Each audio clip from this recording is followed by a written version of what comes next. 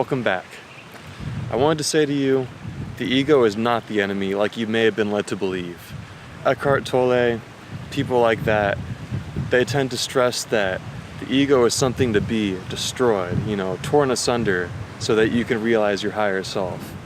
And while that is true that you want to realize your higher self in whatever form that might be, the ego is not something to be simply discarded.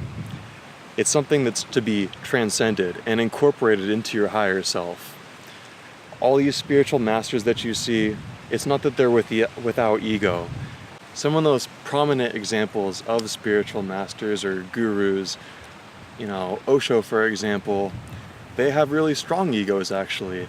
You know that they have certain things about themselves that make you laugh or that are kind of to be frowned upon or make them controversial. They still have that as a part of themselves.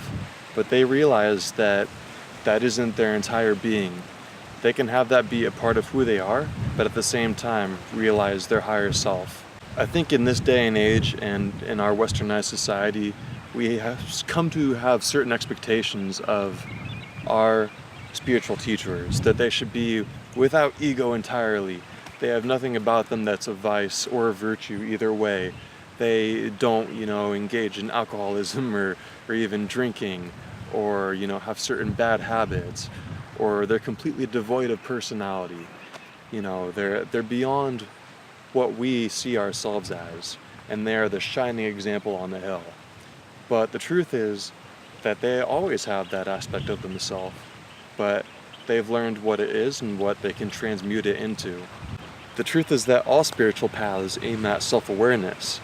You have to be aware of who you are, your attachment to your ego, your attachment to your desires, your personality traits, and so forth, in order to realize that there is something more that you can grow into. You have to be the witness of your ego in order to transcend it and become something more. Of course, you want to try and limit or abstain from certain activities and certain traits that you might already have, because of course if you claim to be a spiritual being and then you're coming home at the end of the day and beating your wife or something like that, you're probably not going to get very far in your spiritual progress. And that's something that the Buddha stressed a lot. Be self-aware. Overcome traits such as violence or addiction or supporting yourself through a livelihood that endangers other lives and other creatures. But as long as you're on the path to spiritual realization and to identifying with being or source or God or consciousness or whatever you call it, then it's okay to have an ego. We're only human. There's nothing wrong with having aspects of yourself that make up your personality, because that is what we are at the end of the day.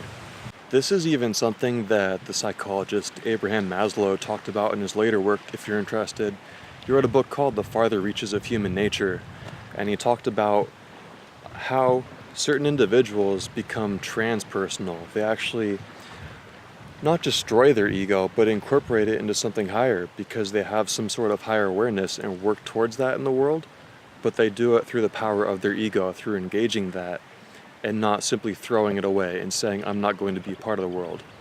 They are in the world, but not of it, as the saying goes. Think of even Jesus or Moses or the Buddha or any of these individuals. They were highly politically involved in their times. Jesus was essentially a revolutionary. He wanted to overturn the Roman Empire. Moses had a mass migration of people. The Buddha changed religion and the face of the world forever. These people were people that were personality plus, not personality minus. They were able to go beyond that and be fully engaged in the world and bring that power of higher awareness into the world. These people have far-reaching effects, but it's not because they've thrown away their ego forever and refused to identify with it. They very much so are a part of their ego, but yet they use it to act in this world in a more powerful manner. So these people, these great spiritual sages and masters, were able to change the world and act in the world precisely because they utilized their egos, because it is the vehicle that we have to operate in this world, and it's something to be used alongside spirit, alongside our higher self. So absolutely read books like The Power of Now and listen to Eckhart Tolle and all the rest of it. But know that the key to spiritual growth is spiritual awareness. Being aware of the ego, not trying to crush it and destroy it and move on to something better. You will always have your ego be a part of yourself. If you didn't, you wouldn't be a human. You wouldn't be alive. You wouldn't be in this world to begin with. So accept it, embrace it, and grow into something more at the same time. That's all I have for right now. Hope you enjoyed it. If you did, then subscribe, like, and I'll see you next time.